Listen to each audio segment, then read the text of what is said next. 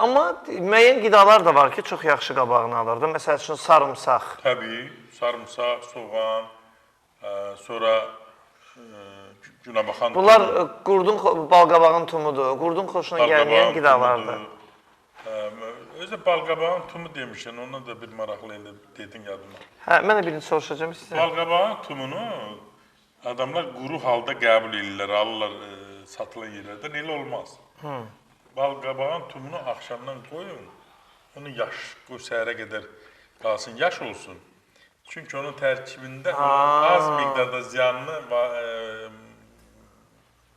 tərəf olan tərkib ki var, onun təmizlənir suya qoyanda və həzmi də yaxşı gedir.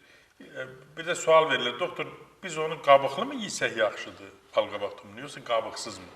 Qabıqlı yeyə bilərsiniz. Təbii ki, o keçirəndən sonra da kofemolkada. Ancaq qabıqlı tam həzmə getmir, tam sorulmur.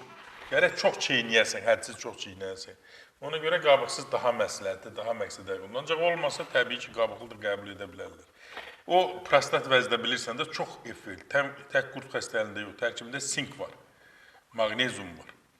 Bu sink çox miqdardadır. Prostat vəzin